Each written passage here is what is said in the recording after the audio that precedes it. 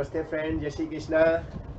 Yes friends, पहला paper FR complete हो गया है और आई होप कि अच्छा गया होगा। फ्रेंड्स, पेपर बहुत ही लेंदी आया है। एक छोटा सा रिव्यू मेरे को देना है क्योंकि बहुत सारे बच्चों के कॉल आ रहे हैं, बोल रहे हैं सर पेपर कैसा रहा, हमको तो पेपर में बैंड बज गई है।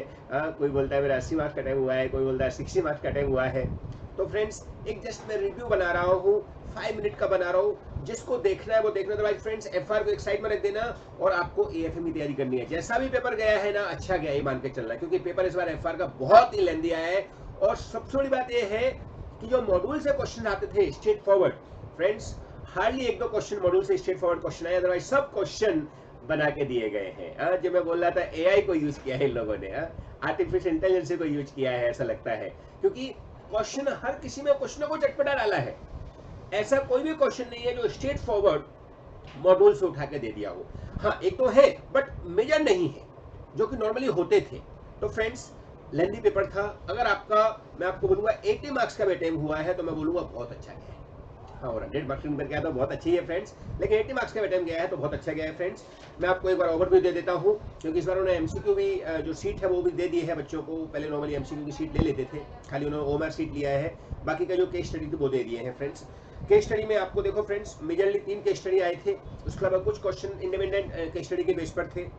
फ्रेंड्स, पूरा पेपर आप देखोगे, इंडियाज 110 यानी कि consolidation, India's 103 business combination, 109 financial instrument, India's 115 और 116 के ऊपर बहुत सारे क्वेश्चंस आए हैं। और इवन इंडेक्स 12 के ऊपर भी क्वेश्चन आए हैं, इनकम टैक्स के ऊपर भी क्वेश्चन काफी सारे आए हैं। तो जो मैं आपको हमेशा बताता था कि देखो, जो मेजर चैप्टर है वो ये है जो स्टार्टिंग में हम हमेशा करते थे। उन चैप्टर्स में अगर आपने अच्छे से फोकस कर लिया तो फ्रेंड 60-70 मार्क्स का क्वेश्चन तो डायरेक्टली इन्हीं इंडेक्स से आए हुए हैं।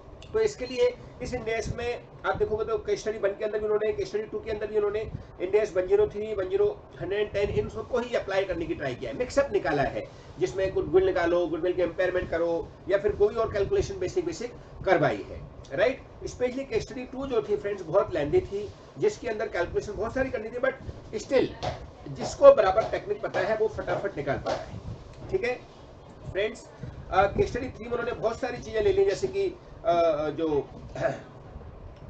सेगमेंट है, रिपोर्टिंग है, वो भी ले लिया, ऑपरेटिंग सेगमेंट भी ले लिया, और बहुत सारी चीजें डिफरेंट थोड़े पार्ट में उन्होंने केस स्टडी 3 में बहुत सारे इंडेक्स ले लिए हैं, आप बोल सकते हो, राइट। अब आता हूं मैं इंडिविजुअल क्वेश्चन पे फ्रेंड्स। सबसे पहला क्वेश्चन सीएफएस का, जो हमेशा एक्सपेक्टेशन भी था और आता भी है, लेकिन फ्रेंड्स इस क्वेश्चन में बड़ा ही उन्होंने झोल किया है। सारे कॉन्सेप्ट डाल दिए, कैश इन ट्रांजिट भी डाल दिया, अंडरलाइन प्रॉफिट भी डाल दिया, डिविडेंड भी डाल दिया। मेजर पार्ट इन लोगों ने इसमें इंक्लूड कर लिया है, जो कि आई होप कि अगर आपने सिस्टमेटिक तरीके से किया होगा तो बराबर आपको आ गया होगा। क्योंकि प्रॉब्लम क्या हो गई है, आज ये जो सीएफएस है इसमें अगर आपके कॉन्सेप्ट्स क्लियर हैं तो ही शायद इस क्वेश्चंस को आप अच्छे से सॉल्व कर पाए होंगे। अदरवाइज फ्रेंड्स मैं बोलूंगा करना तो कंपलसरी था क्योंकि मेंटरी वाला था, क्वेश्चन बन के अंदर आता है, 14 मार्क्स का है, तो किया तो अटेम्प्ट सबने होगा, लेकिन जिसकी बैलेंस शीट टैली होगी उसको 14 में से 14 मिल जाएंगे, राइट। सही होप आपकी बैलेंस शीट टैली हुई होगी फ्रेंड, नहीं हुई तो भी टेंशन नहीं लेने का है। दूसरा फ्रेंड्स जो आया है वो इंडेक्स 109 के ऊपर एम्बेडेड डेरिवेटिव कॉन्ट्रैक्ट जो था होता है, उसके ऊपर जो बहुत क्वेश्चन आप देखो एमटीपी में भी आपके क्वेश्चन दिए थे उसके ऊपर। सो उसके ऊपर जो क्वेश्चन है फ्रेंड्स अच्छा है ये, आई होप कि भी आपने किया हुआ 10 मार्क्स का क्वेश्चन था। फिर इसके बाद जो बी पार्ट दिया इसके साथ में वो थोड़ा सा अटपटा था एक्चुअली। वैसे देखा जाए तो इंटरिम फाइनेंशियल रिपोर्टिंग का क्वेश्चन था इंडेक्स 34 के अकॉर्डिंग, बट उन्होंने टैक्स में ले लिया है, तो इसके हिसाब से थोड़ा सा मिक्सअप क्वेश्चन आप उसको बोल सकते हो, क्वेश्चन 2, राइट। क्वेश्चन 3 फ्रेंड्स बहुत लेंथी था।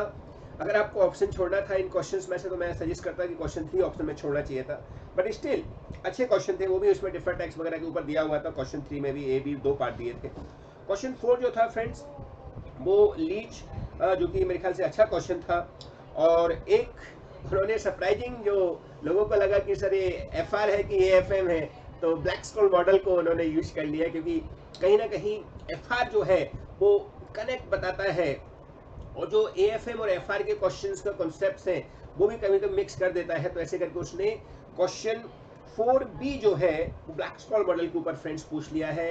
एएफएम का पार्ट है, 8 मार्क्स का है, तो हम एएफएम अपने कर रहे हैं, तो अगर किसी के माइंड में रहेगा तो उसको भी फटाक से आ गया होगा।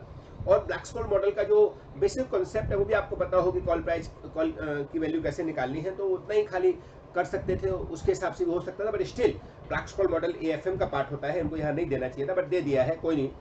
फिर क्वेश्चन 5 फ्रेंड्स, इसमें इंडिया 115 के ऊपर उन्होंने काफ़ी अच्छे पॉइंट पूछे हैं, आई थिंक इसको सबने किया होगा।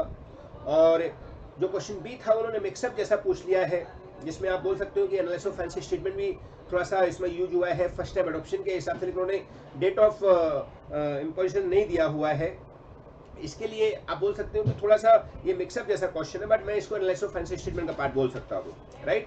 फिर क्वेश्चन सी के अंदर 5C के अंदर उन्होंने इंडिया 105 के ऊपर थोड़ा सा ऑफसेटिंग आइटम्स के बारे में बोला हुआ है, तो आई थिंक वो भी आपने इजीली वे में कर दिया होगा। क्वेश्चन 6 फ्रेंड्स, आपको तो क्वेश्चन 3 आपने ऑप्शन छोड़ा होगा, तो क्वेश्चन 6 आपने डेफिनेटली सॉल्व किया होगा, जिसमें इंडिया 115 के जो कंडीशन थी वो पांचों कंडीशन आपको लिख देनी थी। परफॉर्मेंस ऑब्लिगेशन के ऊपर दिया था, तो परफॉर्मेंस ऑब्लिगेशन के ऊपर आपने डेफिनेटली कुछ ना कुछ अच्छा लिखा होगा। फिर इंडिया 16 PPE के रेवल्यूएशन के बारे में, प्लस उसमें थोड़ा सा आप इंडिया 103 को भी यूज कर सकते हो, क्योंकि रेवल्यूएशन का पार्ट है, फेयर वैल्यू के मेजरमेंट का पार्ट है, जो कि बिजनेस कॉम्बिनेशन हम यूज करते हैं। और एक है क्वेश्चन 6C जो लास्ट क्वेश्चन था इंडिया 8 के हिसाब से, वो क्वेश्चन भी एक मैनेजेबल क्वेश्चन था। तो क्वेश्चन 6 आपका फटफट हो सकता था अगर आपका टाइम बचाना होता तो, और क्वेश्चन 3 थोड़ा लेंदी था तो उसको ऑप्शन में छोड़ा जा सकता था। तो फ्रेंड्स, जस्ट एक ब्रीफ मैंने आपको देना था कि ये जो 5-6 मिनट में कि एक आपको आइडिया मिल जाए। पेपर लेंदी था फ्रेंड्स, अगर आपका पेपर ज़्यादा अच्छा नहीं गया है टेंशन मत लो, प्लीज़ इसको साइड में रख दीजिए और AFM की तैयारी चालू करें। ओके फ्रेंड्स, चलो all the best, thank you so much, bye bye.